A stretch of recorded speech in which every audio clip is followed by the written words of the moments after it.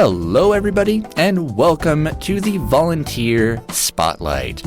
I am your host, Evan Starnes.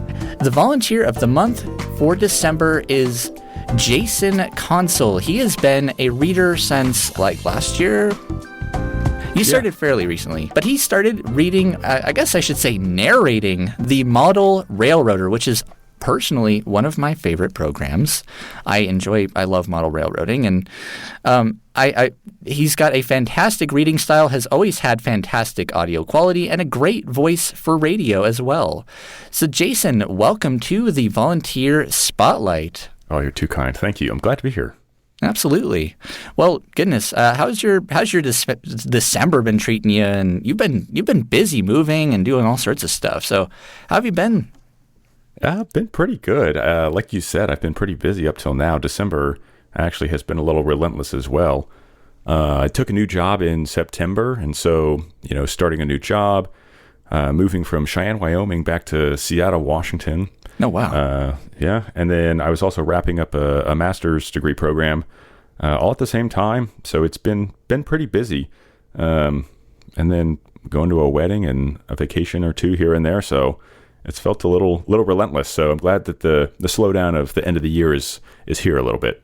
Of course. Goodness, yeah, that's a jam-packed year for sure. Well, I always like to start these shows off with some fun and kind of random questions to spice up the show a little bit and kind of throw people off course a little bit. So the first one, in no particular order, is what would you say is your favorite thing to listen to audio-wise? Audiobooks, music, podcasts, or something else? I would say definitely music. I've been trying to get into the audiobooks a little bit more recently, but it just requires an extra level of attention rather than like reading print that I've normally done, but I commute a little bit, so I'm trying to get into the audiobooks a bit. I do a little podcast as well, some NPR's Up First and other things like that, but definitely music is the majority of my time. I think the major streaming services always do like a year in review type thing, and they tell you how many hours you've listened and what your artists you've listened to most are, and it's always kind of amazing to see how many hours you've listened to music throughout the year. So that's always pretty cool. I don't even know how many hours I've listened. What kind of music do you particularly enjoy? I like a lot of different music. I guess pop or rock is probably going to be number one on my year Wrapped. I haven't looked at them yet. I think they might be out, but it's not quite the end of the year, so I might try to sneak in a couple of extra things for the statistics to munch on.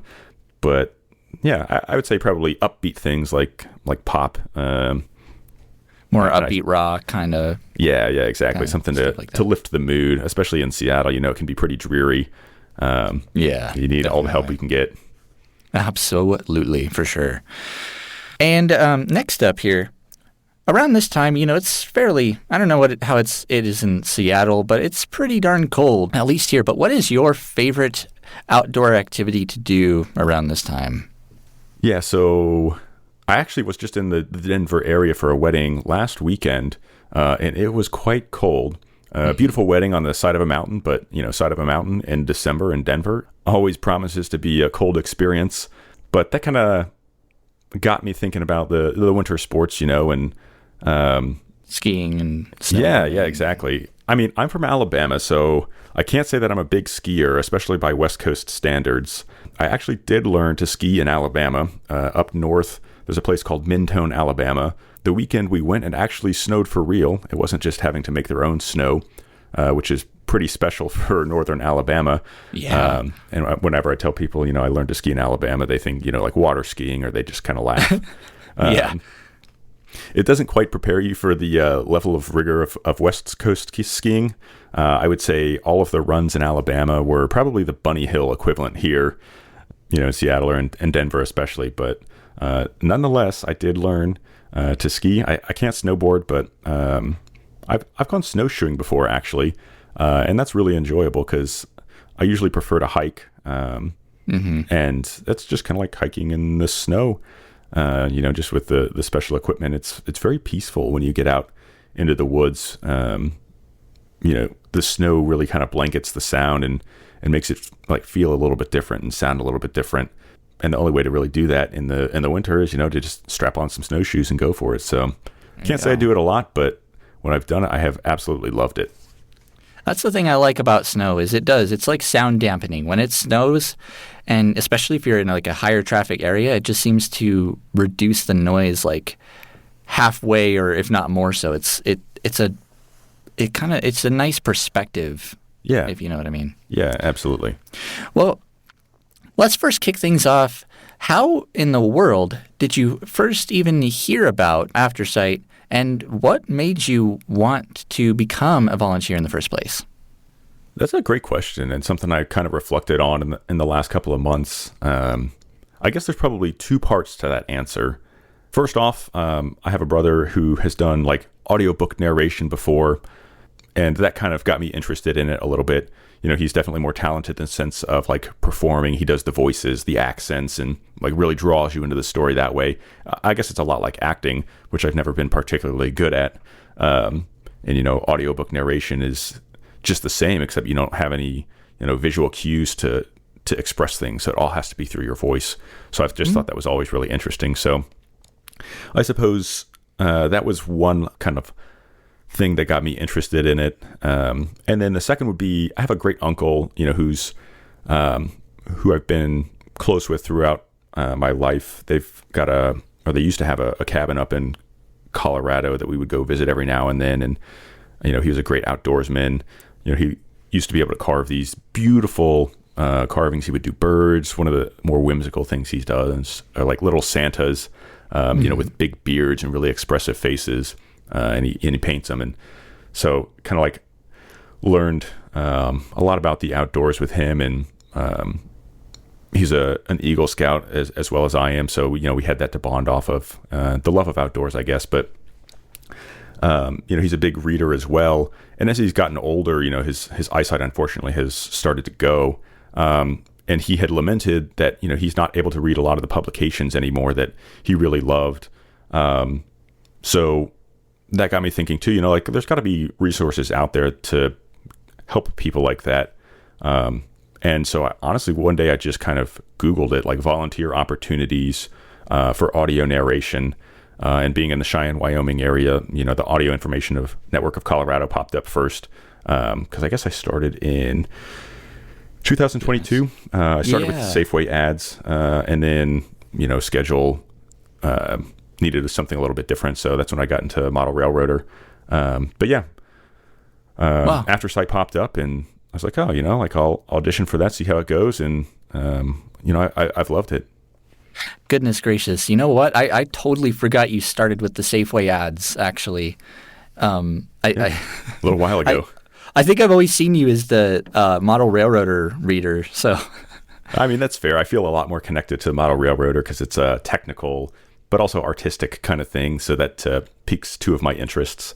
I really love that. And don't get me wrong, Safeway ads are great, but just they are, but a little less, I don't know, up my alley, so to speak. Yeah, and the grocery store ads, whether it be the Safeway, the Sprouts, or the King Soopers ads, or any of those, they're a little different of a program too, because it's a little more fast-paced, and the style of how you read those is a little different than if you were reading an article out of a newspaper or magazine. Yeah, absolutely. It's just trying to fit as much information as possible to get through, in the time allotted. Exactly. So, yeah. It's hard to make bananas sound really fun and interesting, like I know, for model railroads. It kind of blows your mind at like how people advertise certain things, whether it be bananas or tech products or what advertising in general, how people try and sell things and fluff it up to make it sound cool. Yeah, weird, absolutely. Yeah.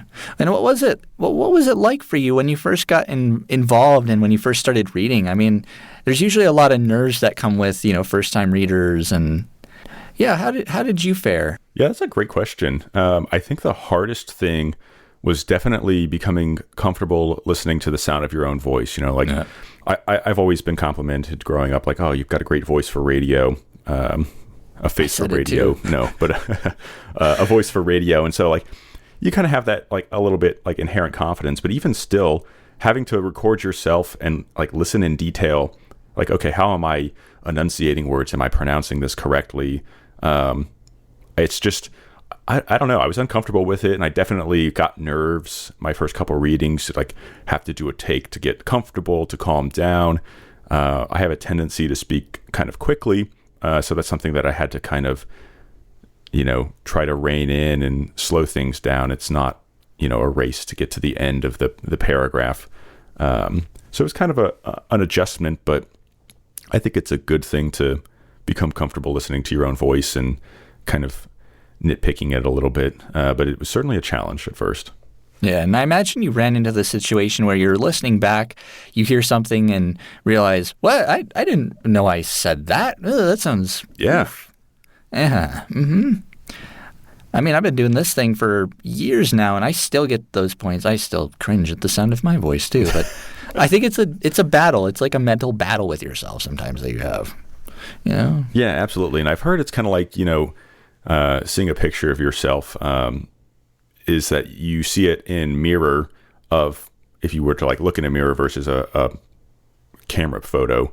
So I imagine like seeing it backwards from what you're used to seeing in the mirror is kind of equivalent to hearing your own voice. You hear the vibrations through your skull, and that kind of distorts your voice. But then to listen to it through a microphone and speakers without that vibration through your head is very different. So you're like, oh, wow, I guess I do sound a little different than I thought I did.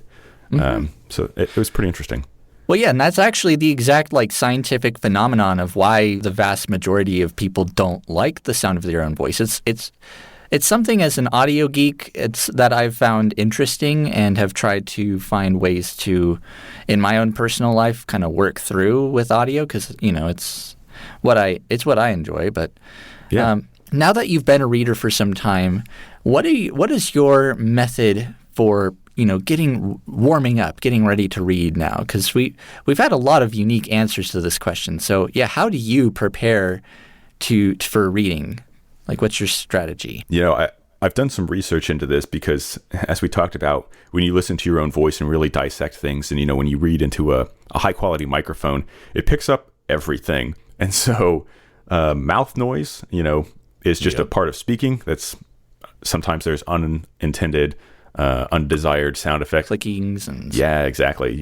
It's just a function of how we speak, but really focusing in on that. I feel like I'm a kind of a perfectionist, so I don't want those things to show up. So I've done research and talked to my brother who's done audio work before. Like, how can you get rid of that? So I guess one of the big things is hydration, making sure you're hydrated, leading up to when you record, or green apples help get rid of some mouth noise, things like that. Post-production, I'm sure you're far more learned in that than I am, but just like how to get rid of some of those mouth noises, you can do in post-production. But when I'm setting up, like for Model Railroader specifically, like it's a monthly periodical, you can't read the entire, all of the articles in one go to fit it into one episode. So kind of like look at the length of the articles, try to put a little bit of different things into into a recording, so it's not just like one long article is the entire recording and you don't get through it, because that's always frustrating, to like get 3/4 of an article and then okay, well, that's all we have for this week, see you next week on Model Railroader. It's kind of a cliffhanger. So trying to like balance the length of the articles a little bit to maintain the overall length of the recording as well, so that nothing gets cut off. I try to do that, but sometimes I might, if you listen closely, start speaking a little bit faster towards the end of the article to try to get through everything in a lot of time. Yup. But not too quickly, Yeah, not to the point where it sounds like you're trying to rush or become a rapper or whatever. Yeah, or an auctioneer. Man, those guys are talented, but not for me. Mm-hmm. Well, and the duration thing can be a bit of a challenge too, especially. But you said something interesting, actually, that I didn't know regarding green apples. I'd always heard for vocal warm-ups, I know Jonathan, our producer, had always said honey and lemon was kind of what they used to use. Yeah. So I'm wondering what it is in the green apples that I'm going to have to go do some research. I'm wondering what it is in the green apples that specifically helps make your voice sound smoother or reduce the mouth noise. I've already made plenty of mouth noises I'm going to be editing out later too. So maybe I should have had a green apple. Goodness. I mean, it helps, but it also can dry out the mouth a little bit. But I would definitely be curious the science of, like what chemical compound it is. Yeah. Yeah, I think it's fascinating. I'm actually going to research that because I don't know, science is cool and I'm a geek. That's the explanation. You and me both. I love it. Mm-hmm. And speaking of geeking here, we kind of beat around the bush just a little bit earlier, but let's talk about your audio setup because I saw in your application originally you just mentioned, you've got an XLR mic and, and a good setup to record with. So, yeah, what does your recording setup look like? Sure. Yeah. I mean, all the notes here, I would say credit to my brother. When I got started, I don't want to say I cheated a little bit, but I definitely got notes from somebody who had done all of the research before, because he really delved into the different types of microphones and where they pick up sound and like heartbeat shape or something like that. I think I remember. So I didn't have to delve too deeply into that. I was just kind of like, I'm trying to get into it. Can you recommend some things? And fortunately he did. So microphone is a Rode NT1. Nice. It does really, really well for me. I love it. I think it's got a good range and it's not terribly, terribly expensive. And then that's connected into a Focusrite Scarlett. Solo or a 2i2, one of those. Yeah, Solo. That's what it is. Yeah. Good call out. And then as far as software goes, I just record into Audacity. Nice. Love that free open source software. And partially because that's what my brother used, and he had a lot of processing tips and tricks on filters and equalizers and I think other functions like declicker. Is what he recommended to really help with some of the post-processing, make it a little bit easier. So I think that's the major stuff. And then I just have some Bose headphones that I wear so I can monitor, do all that good stuff. Yeah, pick up some good details when I listen back. You got a great setup. I love the Scarlett. I actually have a Scarlett Solo as well. The thing I like about them is that depending on the equipment you get and the price range isn't even a thing. The quality control and the brand, some audio gear just is naturally just hissy sounding and noisy. But the thing I've always liked, particularly about the Scarlett Solos, is they're very, very quiet interfaces. So you can crank your mic gain up and hear just your voice, and you don't have that background noise that you got to remove. And it's just they're really nice to work with. And if you're a tactile guy like myself, they got a big, the gain knobs to adjust your mic gain are small, but then the knob to adjust your headphone level is this big, large knob. So it's a lot easier to locate and you don't have to look around for it. That's the thing I liked. Yeah, I like that tactile feel too, because it's got ridges, kind of like a quarter has for the headphone knob and it's metal too. Yeah. Yeah, and then like you were saying, the gain knobs for the inputs are kind of smooth, but I love that resistance that it has to it, so that you don't accidentally tap it and go from zero gain all the way to maximum on accident and blow out your headphones and blow out your recording software. Yeah, that would be bad. That would be bad, wouldn't it? Yeah. Well, I'd like to know too. So you mentioned that you're pretty techy and into that kind of geekery. What technologically? What are your technological hobbies, if I may ask? Ooh, yeah.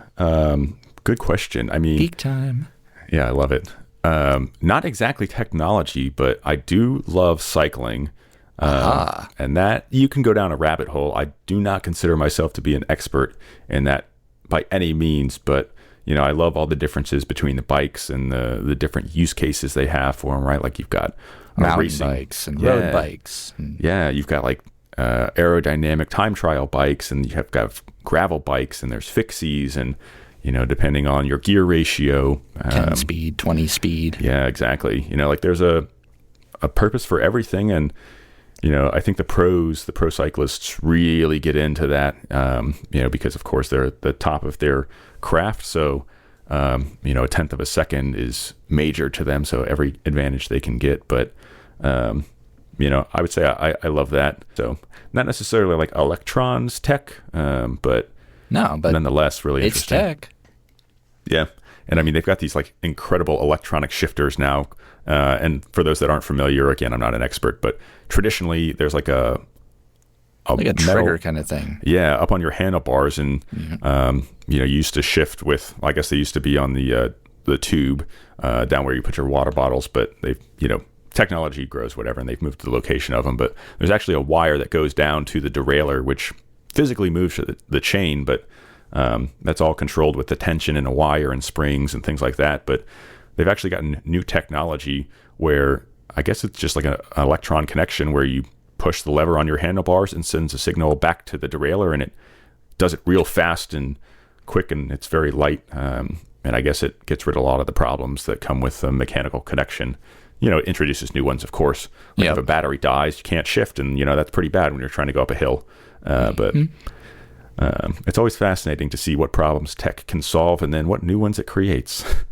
That is honestly one of the best generalized philosophies you can have, because technology, while it is great, has shortcomings, but then it also resolves a lot of shortcomings. Like, kind of circling back to audio, there was actually a point I meant to make, and my brain farted a little bit here.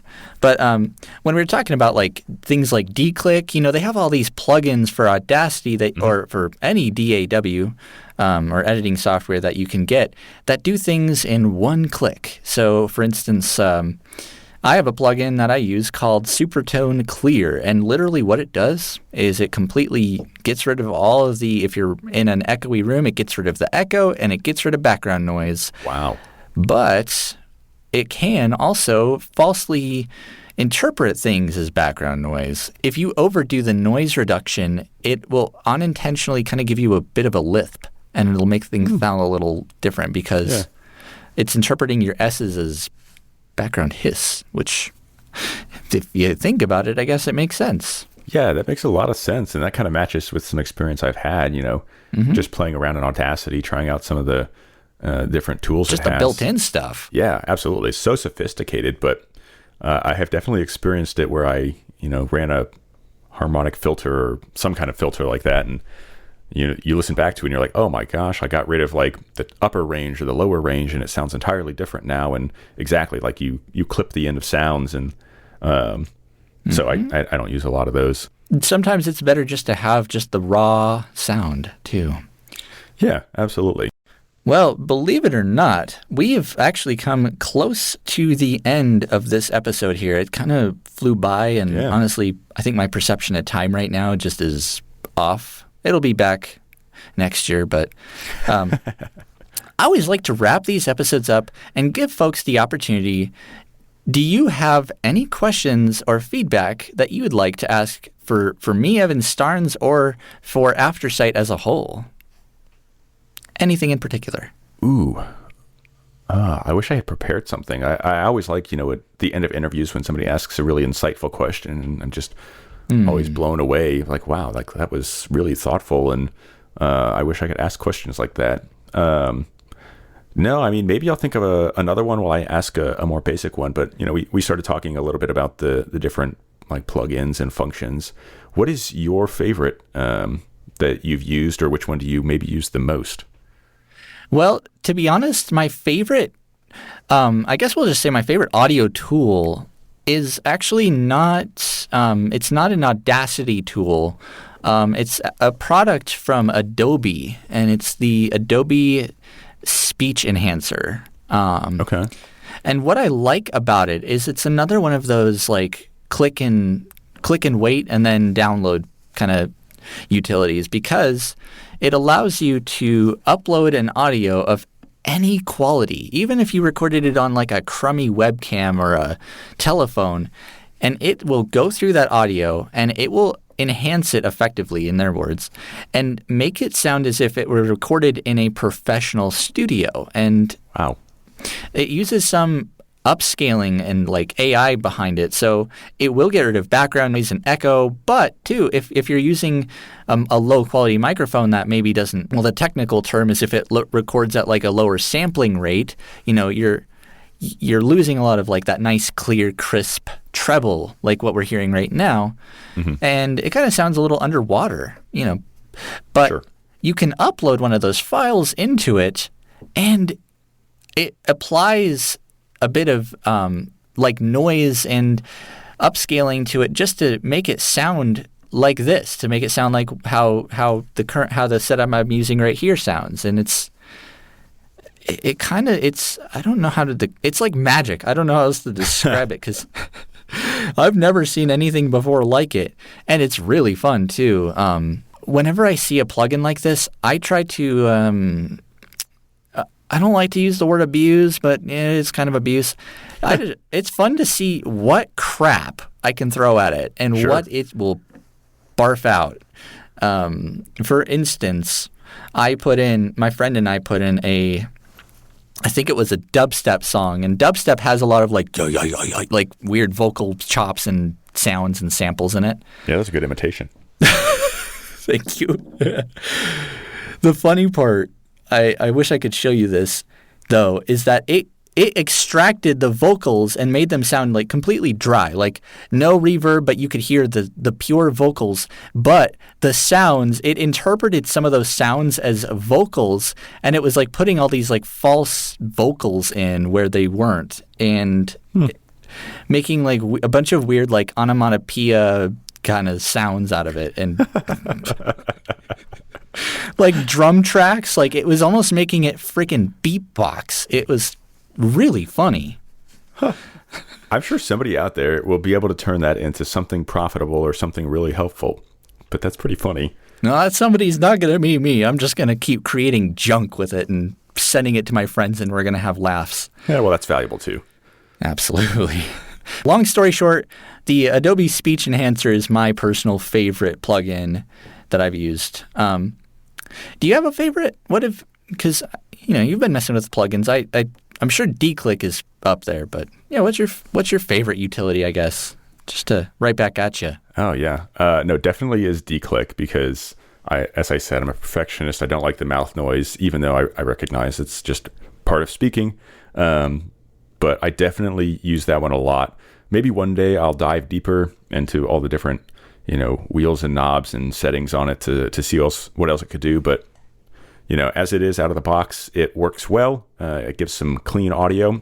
So I definitely use that in pretty much all my recordings. But there's another one too, I guess, just to mention something different, novel, that my brothers used for uploading audiobooks. I think it's called ACX Check. Oh, yeah. But it just like listens or analyzes, I suppose, your entire recording and checks the like noise floor and the like maximum volume, things like that, to make sure that it meets certain parameters for, one of the platform's upload criteria to make sure that it's quality audio. But, I appreciate that. It's kind of like at the end of all my recordings, I'll run it just to make sure, do I have a good baseline recording that would be acceptable for, professionally published audio to some level. So that's a cool one. And that sounds awesome. Helps guide you a little bit and be like, oh, wow, okay. So like I need to, I think one of the things that I learned or had to learn as I started recording is that pure silence in between speaking is actually not a good thing, because it's very kind of unnerving, and it makes you a little bit uncomfortable. I think if it's not just like there's some level of noise. So if your noise floor is too low, it'll pop up at the end of the analysis and say, hey, like, I think if it's below negative 60 decibels or something like that, don't quote me on the numbers, but like, that sounds about right, actually. Okay, yeah. I mean, unfortunately, I've probably seen that pop up too many times, so that's why I have the number in my head. But yeah, it's just like it was unnatural or something like that. So that was really, really interesting to, see written down and be like, oh, wow, okay, that makes sense. And now I can know why. So, wow. Yeah. That is actually really interesting and kind of has me, I don't know, it's kind of sparked some thoughts here, because like the way I've always produced, I've always tried to put a noise, I use a noise gate on most of my recordings, because like right now, we're in a studio. I'm in one of my favorite studios, but next to me there's a window, so you can hear some traffic, and then there's like you can hear the fans of the computers. And I've always tried to clear that out, but now I'm wondering if it might be worthwhile just leaving like a touch of noise in, because I kind of like that too. I kind of like a little bit of noise. Like if I'm listening to something and it just goes completely silent, like 100%, I almost think setup, something's wrong, or something happened to the audio, or my connection went out, or whatever. I don't know. Yeah. Maybe your ears ring, or it's too quiet, so it leaves you alone with your own thoughts. And yup. And that can be good or bad depending on the situation. Indeed. Well, Jason, I'd really like to thank you personally for coming under the volunteer spotlight with me today. It was a great time, and definitely hope you enjoyed it. Yeah, absolutely. Thanks for having me. I'm honored to have been selected, and I'd like to, I suppose, really thank you guys, all the permanent staff. Express gratitude for what you do and make this possible for the volunteers. It's really a great experience to volunteer for you guys. But thank you guys sincerely for what you do. It makes the volunteer experience so easy and enjoyable. It's a very easy process to do, and it makes me feel good to be able to volunteer. So, yeah, thank you guys. Yeah, we're glad to have you as a reader, and personally as an Aftersight listener myself, I'd like to thank you for making the Model Railroader, the audio edition, what it is today. It's fantastic. Thanks, I appreciate that. Well, everybody, I'd like to thank you all for listening to another episode of the Volunteer Spotlight. I know the releasing of it has been a little bit shaky, but that's, it's kind of the year end. Jason and I were talking before we actually hopped on here, just like the weird year end rush of everything happening. We're going to be moving next year, so we're going to be preparing for that. We're going to be moving to a new location in Lafayette, kind of Louisville area. So stay tuned for more announcements regarding that. And good Lord, how did I not announce this at the beginning of the episode? I just have to say this because it's something I want to scream from the rooftops.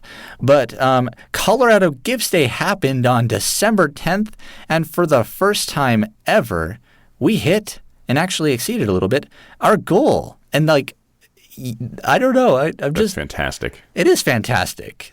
And so I'm just really happy about that. And I'm excited to see what we can do in the coming year, and where this podcast goes, and just where we go as an organization. I'm excited and really happy to be here, and super grateful to have the opportunity to sit in front of this microphone every month and talk with volunteers, and just really emphasize the fact that volunteers aren't just talking heads behind a microphone, that they're people with lives and experiences and hobbies and passions, just like everybody else. And it's a fantastic, I feel like this show has been a fantastic way to emphasize that.